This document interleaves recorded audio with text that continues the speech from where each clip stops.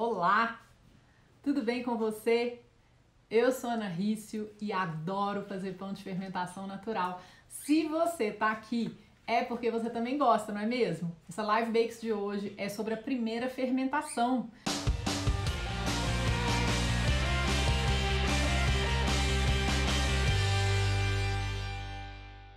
E a gente vai falar de alguns pontos que são super importantes para a gente considerar e ter uma primeira fermentação de melhor qualidade. Só misturar ingrediente não ajuda você a fazer um bom pão de fermentação natural. Você precisa saber o porquê das coisas. Você precisa saber como que elas acontecem para a coisa fazer sentido na sua cabeça, para você conseguir melhorar o seu processo, tá? Eu acredito muito em conhecimento, método, tudo isso alinhado à prática e também à revisão.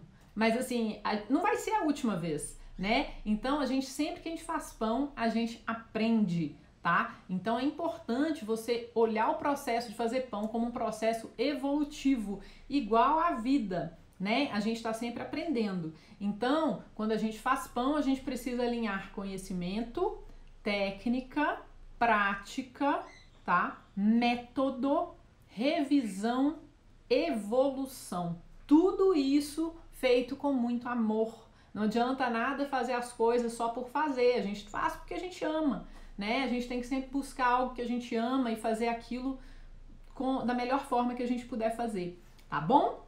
A gente vai começar agora falando da mistura. O que é mistura? Mistura é quando a gente coloca farinha com água a princípio e depois a gente agrega os outros ingredientes, né? Normalmente a água ajuda a dissolver a maioria dos ingredientes de uma massa de pão, exceto os sólidos, né? Que muitas vezes não entram no momento da mistura. Mas então a mistura vai proporcionar o quê? A coesão dos ingredientes. A partir da mistura de água e de farinha, o glúten da massa vai começar a desenvolver. E a partir da mistura do fermento, a fermentação vai começar a acontecer. Começando então, farinha e água. Misturou farinha e água, o glúten começa a desenvolver a partir das proteínas presentes na farinha, que são a gliadina e a glutenina em especial, tá? Essas duas proteínas da farinha vão ajudar no desenvolvimento do glúten, vão ajudar no desenvolvimento da extensibilidade e da elasticidade da massa, tá bom? E isso vai acontecer ou com uma sova ou com o tempo e a fermentação. Então, antes da gente falar da primeira fermentação, de como ela começa, né? Eu vou falar um pouquinho de um passo antes, do passo que acontece depois que a gente mistura a farinha com a água, antes de colocar o fermento, tá? E para isso eu vou fazer uma demonstração. Olha que legal. Eu tenho aqui farinha que eu coloquei nesse potinho. E aí, eu tenho aqui água. Eu já medi isso aqui antes, mas a medida não é o mais importante. Eu vou mostrar para você o que acontece quando a gente mistura farinha e água, logo depois que a gente faz a mistura da farinha e da água. Depois, sabe o que a gente vai fazer? A gente vai fazer uma comparação. Sabe por quê?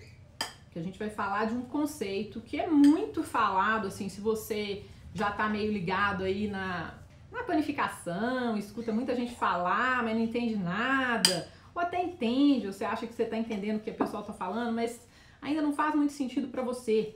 Então eu vou mostrar para você aqui o que acontece quando a gente faz autólise na massa. É isso mesmo. Vou demonstrar para você os efeitos da autólise numa massa que foi misturada de farinha e de água apenas. E eu vou explicar para você o que é a autólise. Beleza, misturei, aqui ó, misturei a minha farinha com a minha água, tá? Acabei de misturar. Fiz questão de fazer isso na frente de vocês. Vou deixar aqui só um minutinho e eu vou falar para você primeiro, né? O que é autólise? A autólise é a hidratação da farinha com a água, tá? É só isso. Isso é chamado tecnicamente de autólise, tá? Esse termo foi criado na França e foi criado, né? A autólise foi desenvolvida para quê? Para melhorar a qualidade dos pães franceses. Tem um cara, né, o Calvel, que descobriu a autólise, ele é o autor da autólise, né? E ele percebeu que quando ele fazia autólise, os pães melhoravam muito em qualidade. Por quê?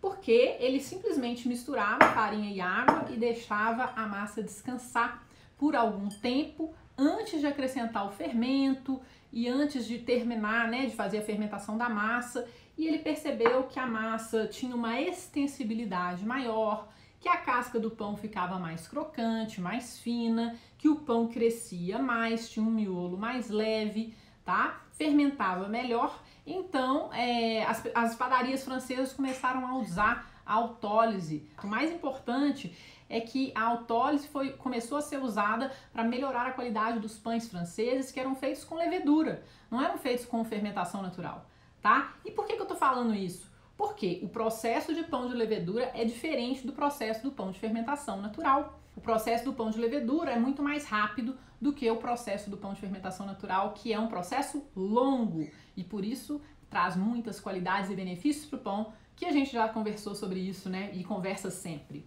Então, o que acontece? Eu vou explicar para você os efeitos da autólise e a gente vai explicar também o que você pode fazer para usar a autólise a seu favor quando você está fazendo um pão de fermentação natural, ok? Então, olha só, acabei de misturar a minha massa com água e olha como que ela fica, acaba de ser misturada, ela quebradiça, nada coesa, ela tá cheia de, tá vendo? Ela é uma massa que não, olha só, olha aqui, ela é grosseira, tá vendo? Então essa massa é a massa que acabou de ser misturada com água. E eu tenho aqui uma massa que ficou em autólise por mais ou menos 1h30. E ela, assim, aparentemente, essa massa é ainda grosseira, né? Mas olha só o que acontece quando eu puxo essa massa, quando eu estico essa massa. Olha só, eu não fiz absolutamente nada. Eu misturei essa massa com água e deixei descansar. Olha como que o glúten dela já desenvolveu, olha como que ela tem uma extensibilidade legal e ela ainda tem uma elasticidade também. Ela não se separa, ela tá uma massa lisa, tá? Tem quase aqui um ponto de véu nela, ainda não tá desenvolvido, mas tem quase um. Então você vê que a autólise ajuda no desenvolvimento do glúten, tá? Fisicamente, ela vai ajudar no desenvolvimento do glúten sem você ter que fazer nada. Por que ela é vantajosa para padarias, né? Padarias que fazem muito pão, que tem maceira, porque ela já dá uma adiantada no desenvolvimento do glúten e reduz o tempo de mistura, né? Quando as padarias usam maceiras e tudo, elas não vão precisar ficar usando muita maceira, porque o uso da maceira também tem prós e contras. Então, eu queria começar, né, essa aula que no momento da mistura a gente tem a possibilidade de fazer autólise demonstrando os efeitos da autólise para você. Só que a autólise não vai resolver todos os seus problemas, tá? Especialmente por quê? Porque a gente está fazendo aqui pão de fermentação natural longa, que já vai fermentar longamente. Você vai falar assim, ah, beleza, então agora eu vou fazer autólise em todas as minhas massas e tudo vai dar certo. Se você já me acompanha há mais tempo, você sabe que tudo é interligado, que não tem um culpado, né, para o pão dar certo ou para o pão dar errado. É uma série, é um conjunto de fatores que vão trabalhar juntos, né, e vão fazer o seu pão dar certo ou errado, né? Quanto mais conhecimento você tiver, melhor você vai se sair ao longo do tempo. No caso da autólise, a autólise que eu mostrei para você aqui é uma autólise chamada autólise pura, que é a autólise feita com farinha e água, sem fermento. É uma autólise que acontece no começo da mistura, a gente mistura farinha e água, deixa a massa em autólise para quê? Para a farinha hidratar. A partir do momento que a farinha começa a hidratar, algumas enzimas já começam a ajudar, a auxiliar o desenvolvimento do glúten e outros começam também a quebrar os açúcares para que eles se tornem mais disponíveis para alimentar o fermento. Tá? E isso vai ajudar no processo de fermentação. O que acontece se você faz uma autólise muito longa e depois fermenta o seu pão numa fermentação também muito longa? Dependendo da farinha que você estiver usando, isso não vai ser legal. Se você estiver usando uma farinha fraca, essa farinha vai desenvolver o glúten até um certo ponto, depois ela vai começar a deteriorar, a massa vai começar a desestruturar. Então, você tem que levar isso muito em consideração quando você faz a autólise. Tá? Se você está usando uma farinha fraca, muitas vezes é desnecessário fazer autólise quando você faz um pão de fermentação natural. Ou então você pode fazer uma autólise curta, tá? Uma autólise de meia hora, 1 hora, já está de ótimo tamanho. Se você está usando uma farinha muito integral, ou moída na pedra, ou uma farinha muito forte, aí uma autólise um pouquinho mais longa pode ajudar a sua massa a se desenvolver melhor durante a primeira fermentação. E pode sim trazer os benefícios, né, que foram observados pela galera lá na França há muitos anos atrás, tá? Por que eu sempre falo isso? Porque aqui a gente está falando de pão de fermentação natural, que já conta com os benefícios da fermentação longa. A fermentação longa é como se fosse uma fermentólise. Esse termo é, na verdade, técnico, que é a autólise feita com o fermento. Isso é a fermentólise.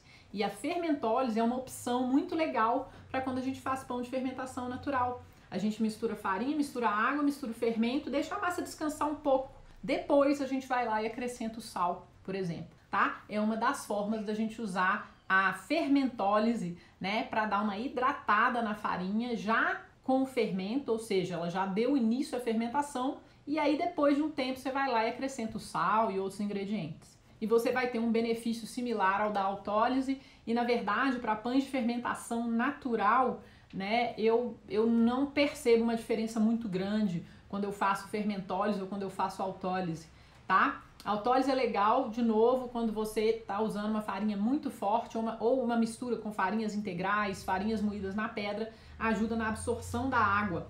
Mas se você está fazendo um pão com uma farinha bem fraquinha, que você comprou no supermercado, talvez você nem precise fazer autólise, tá? Então ela é controversa. Mas assim, em termos de benefícios, a autólise pode trazer um pão que tem um crescimento melhor, que tem um sabor mais gostoso mesmo, tá? Um pão que vai fermentar melhor, porque as atividades enzimáticas vão iniciar durante esse processo de hidratação da farinha, e os amidos vão ser simplificados, né, em açúcares simples que o fermento vai poder se alimentar.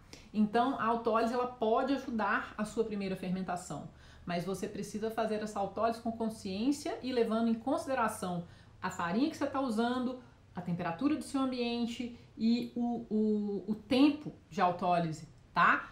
Uma das grandes vantagens da autólise é diminuir o tempo de sova. Por que diminuir o tempo de sova é legal? Porque a sova, apesar de ser um recurso muito usado, né, em padarias maiores ou gente que produz muito pão, a sova ela tem o lado positivo e o lado negativo, tá? Eu vou começar a falar para você os lados positivos da sova e depois eu vou falar os lados negativos, porque muitas pessoas me perguntam: eu posso sovar meu pão na batedeira? Qual batedeira que eu vou comprar? Né? Então, assim, eu acho importante eu esclarecer um pouco sobre sova e pães de fermentação natural, tá? O nosso foco aqui é pão de fermentação natural. A fermentação natural é um processo longo. A fermentação natural vai ajudar o desenvolvimento de uma massa porque ela demora. Então, chega num ponto que a sova no pão de fermentação natural, ela se torna talvez dispensável. Por quê? Eu vou explicar. Mas antes eu vou falar os benefícios da sova, tá? Vamos considerar aqui que a sova, ela vai meio que ela vai ajudar o desenvolvimento rápido do glúten da massa, tá? Então, por quê? Porque a maceira, ela tem um gancho, e aí o gancho da maceira vai puxar a massa, dobrar por cima, puxar a massa, dobrar por cima.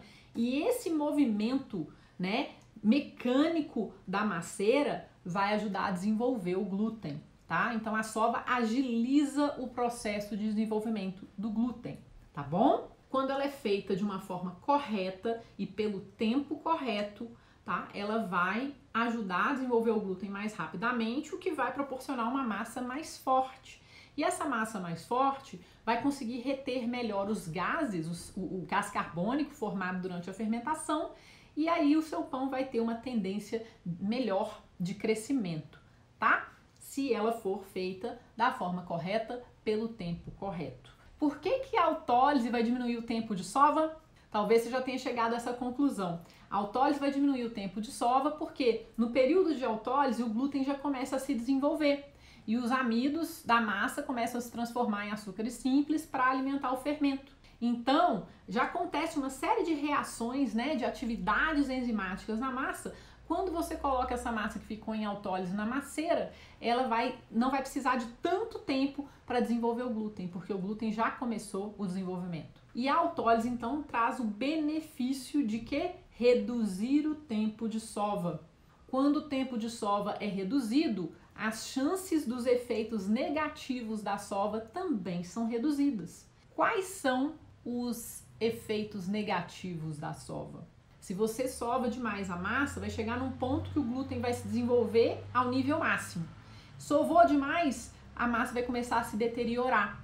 E aí você vai ter uma massa que vai estar totalmente desestruturada, o glúten vai estar quebrado mesmo e ela não vai fazer o seu pão crescer. Muito pelo contrário, o seu pão vai virar um tijolão, tá? Outra coisa, se você sova demais, se passa do ponto da sova, sovou demais, vai superoxidar a sua massa, vai ter excesso de oxigênio na sua massa e isso não é legal, porque você vai ter um pão que não vai ter sabor.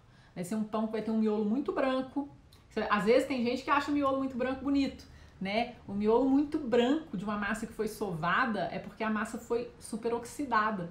E aí ela fica sem sabor, né? A casca também fica com uma cor que não é tão legal, o sabor não fica bom. Então, a sova tem um lado positivo, que é o desenvolvimento do glúten, fortalecimento da massa, quando ela é feita corretamente, mas ela tem um lado negativo, tá? Que é a oxidação da massa, né? E a consequente diminuição do sabor, do aroma do pão e a desestruturação do glúten, a quebra mesmo da rede de glúten. Então a gente tem que tomar cuidado com a sova, tá? E por que eu falo que é desnecessário sovar o pão de fermentação natural? Porque a fermentação natural é um processo longo, né? Por isso que a autólise talvez não seja tão essencial assim num pão de fermentação natural, porque o processo de descanso, de fermentação é longo, né? E o glúten vai se desenvolver com o tempo. E a gente também pode usar um recurso que a gente chama de dobras, quando a gente dobra a massa por cima dela mesma, substituindo a maceira, beleza? E a gente agora vai falar, né, dos pães sem sova. Pães de fermentação natural longa, tá? Então, se você está fazendo uma longa fermentação, você pode dispensar a sova porque o glúten se desenvolve com o tempo.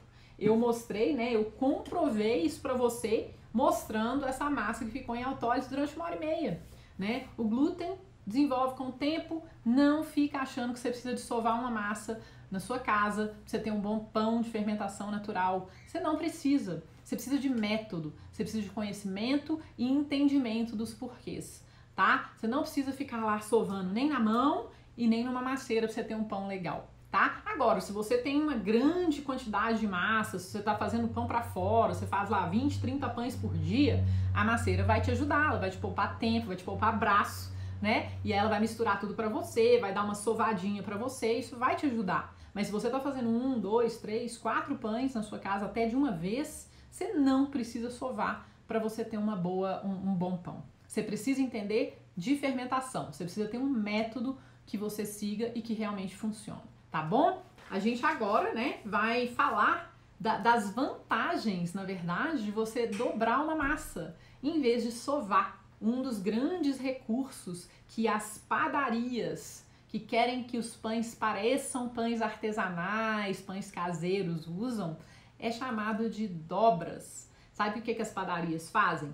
Elas sovam, fazem uma sova inicial, né, uma mistura inicial na maceira, tá? Para ajudar, porque é muita massa. Então eles fazem uma mistura inicial, só para dar uma coesão maior ali na massa. Depois eles tiram a massa da maceira e usam um recurso chamado dobras. Eles não sovam a massa até o ponto de véu, quando eles querem que os pães tenham o aspecto, o sabor e a aparência de um pão artesanal. Eles usam um recurso chamado dobras. Para quê? Para simularem aquele pão que é feito à mão. Quando a gente faz o pão à mão, a gente não fica lá batendo massa. É um processo mais delicado e por isso o pão caseiro, o pão artesanal é tão gostoso, tá? As dobras trazem vários benefícios para a massa. Um deles é o quê? É a reorganização da estrutura do glúten. Quando a gente puxa uma massa e dobra essa massa por cima dela mesma, a gente está ajudando a reorganizar o glúten que está sendo formado, tá? Tem alguns tipos de dobras que a gente faz. Um em inglês é chamado de stretch and fold, que significa estica e dobra. Tem um outro chamado de coil fold, que é para massas mais hidratadas, que é uma dobra que a gente puxa, na verdade, dobra a massa por cima dela mesma. Em português, ela também é chamada de dobra de bobina, porque a massa fica parecendo uma bobina.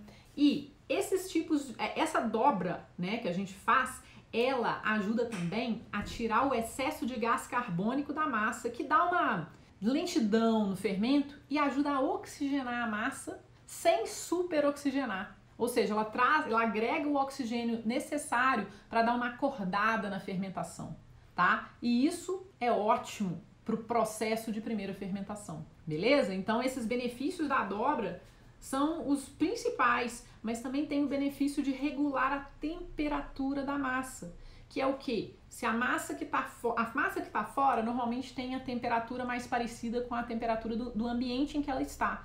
A massa que está dentro, ela tem outra temperatura. Então, eu vou regular a temperatura, eu vou equilibrar a temperatura. Quando eu dobro, o que está dentro vai para fora, o que está fora vai para dentro. Então, eu regulo a temperatura da minha massa para que ela tenha uma temperatura mais aproximada como um todo, tá bom? Isso é muito importante quando você trabalha com grandes quantidades de massa.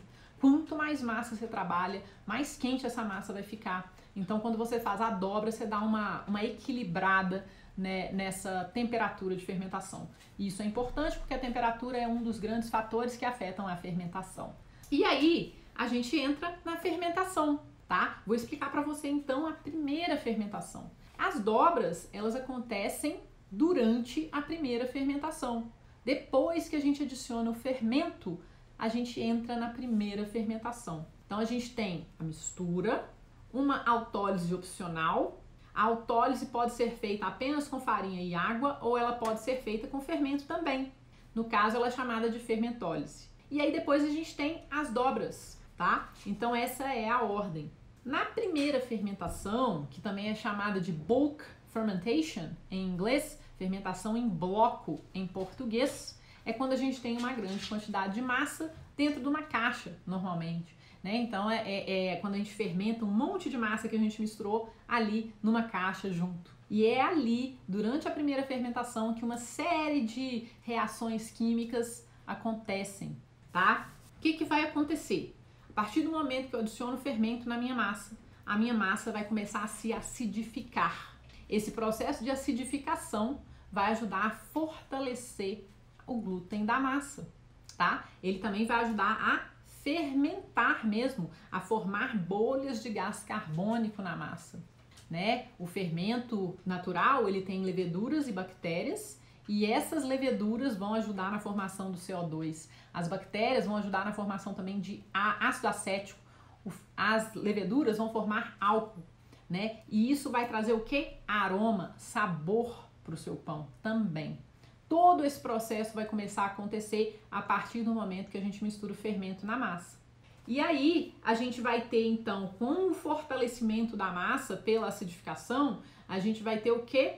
Um aumento da elasticidade, uma diminuição da extensibilidade, né? A massa vai começar a ficar mais elástica, vai começar a tender a manter mais a forma. A extensibilidade é aquela massa que estica e não volta, que não mantém a forma. Com a fermentação, a gente vai aumentar a elasticidade e diminuir um pouco a extensibilidade para que na hora da modelagem a massa comece consiga se manter no formato que a gente modelar, tá? Tô falando aqui, né, o que acontece principalmente na primeira fermentação é o aumento de volume da massa. Com a fermentação, a massa vai aumentando em volume. Vai aumentando em volume. A gente quer ver essa massa aumentando em volume na primeira fermentação. Quando a gente faz pão de fermentação natural, esse processo é muito mais longo do que o pão feito com fermento biológico. E aqui eu estou falando de pão de fermentação natural longa. É a fermentação feita 100% com levain.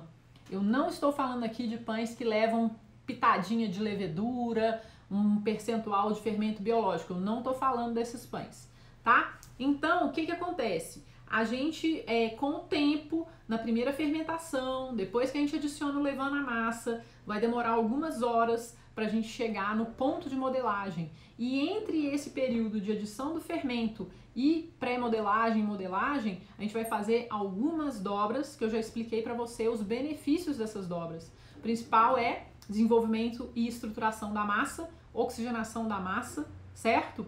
Esses são os principais: controle de temperatura. A gente vai fazer algumas dobras intervaladas. Por que a gente dá intervalo entre as dobras?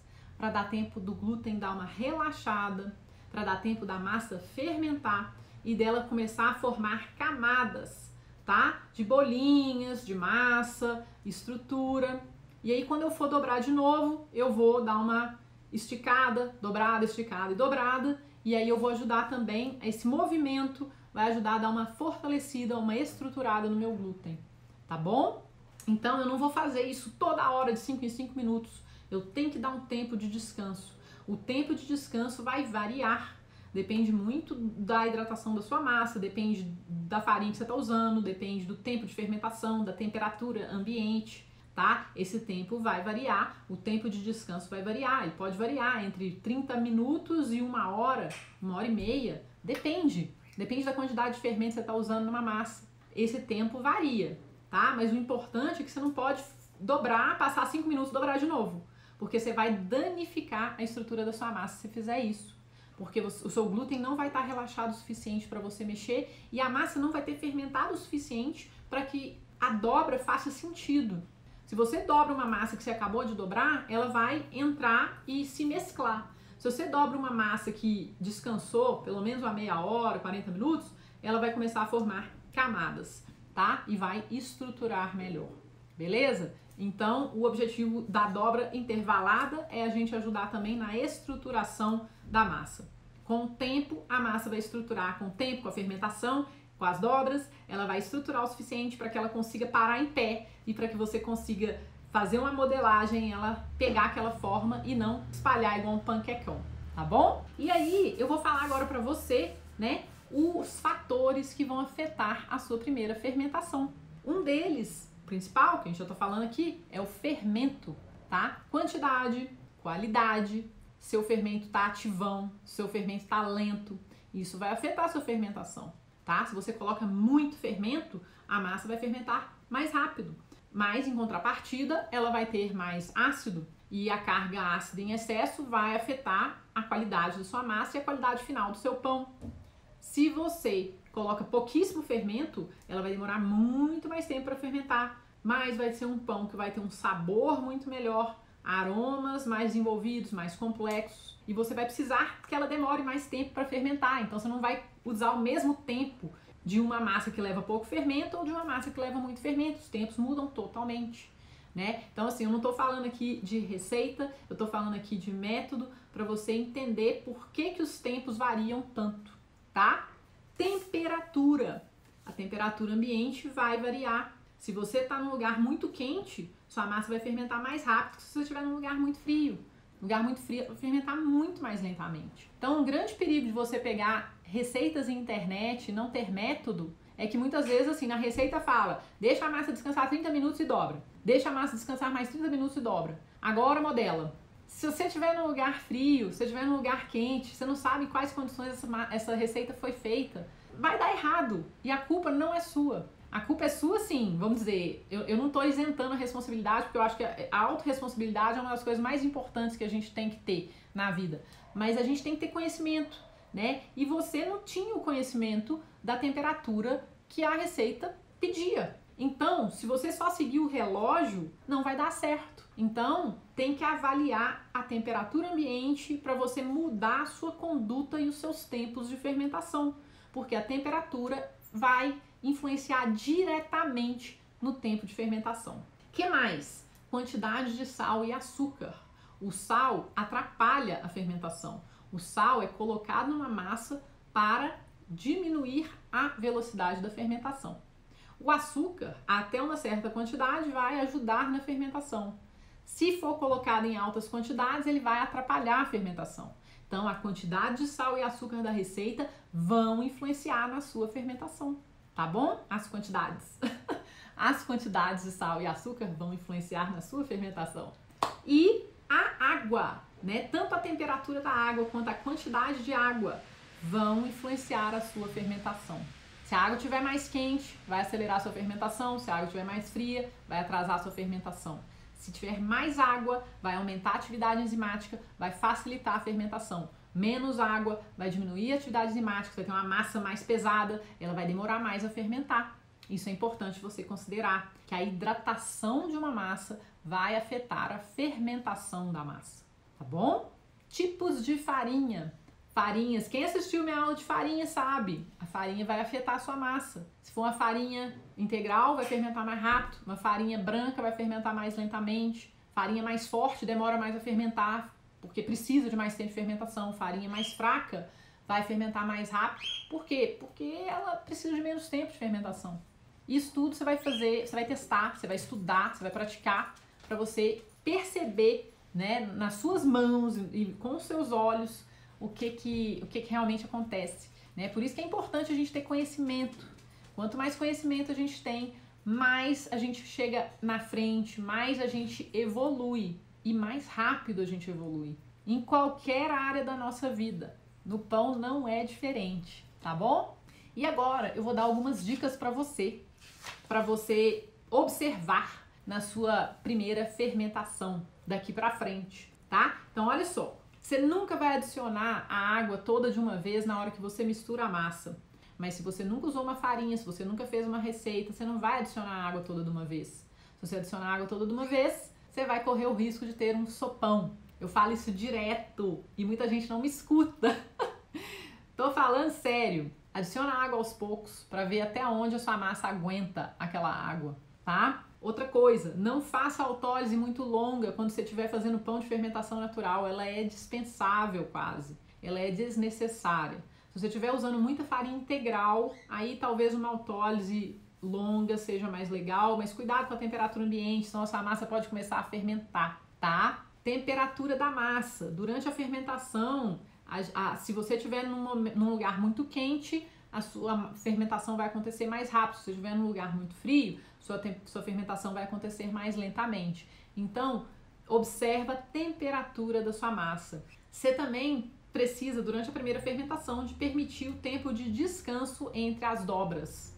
Se você não deixar a sua massa descansar entre as dobras, ela não vai se desenvolver adequadamente. E você vai ter uma massa que vai ficar espalhando, que não vai estruturar, e que você vai modelar, e ela vai virar uma panqueca, e o seu pão não vai crescer no forno, tá? Você também não deve misturar, sovar demais e manipular demais a sua massa durante a primeira fermentação, porque isso também pode atrapalhar a sua estrutura de massa lá no final, tá bom? E uma dica básica, mas eu acho que talvez seja a mais importante, na verdade, uma das mais importantes, molhe as mãos antes de fazer as dobras, senão a sua massa vai grudar toda na sua mão, tá bom? Observa a sua massa e para de ficar olhando só para o relógio. Mais importante é você olhar como que sua massa está desenvolvendo durante a primeira fermentação do que você só ficar relógio dobra, relógio dobra, relógio dobra. Isso pode atrapalhar. A não ser que você tenha muita experiência, já saiba fazer essa receita ou já tem um método que é provado, que é testado, e aí você pode observar o relógio dependendo das condições do ambiente, né? Dependendo da farinha usada, dependendo de muitos fatores, você pode observar o relógio porque você já sabe o que esperar. Mas, na maioria das vezes, a gente observa a massa e não observa só o relógio. O relógio é um guia, mas ele não é determinante para as nossas ações quando a gente está fazendo pão. Ele é apenas um guia, para a gente ter uma ideia, tá bom? E outra dica, tá? Depois que eu comecei a anotar as minhas fornadas, eu comecei a aprender muito mais, porque eu comecei a internalizar, né, todo o método, o que influenciava meu pão, e aí depois que eu fazia o pão e antes de fazer um outro pão, eu analisava as minhas fornadas, analiso, né, na verdade. Eu analiso as minhas fornadas anteriores para eu poder ver o que eu posso aproveitar de aprendizado das fornadas anteriores para a próxima. Então, anota tudo que você faz, porque isso vai te ajudar muito daqui pra frente, tá bom? E eu fico muito feliz e muito grata pela presença de cada um aqui junto comigo, porque fazer pão é massa. Tchau!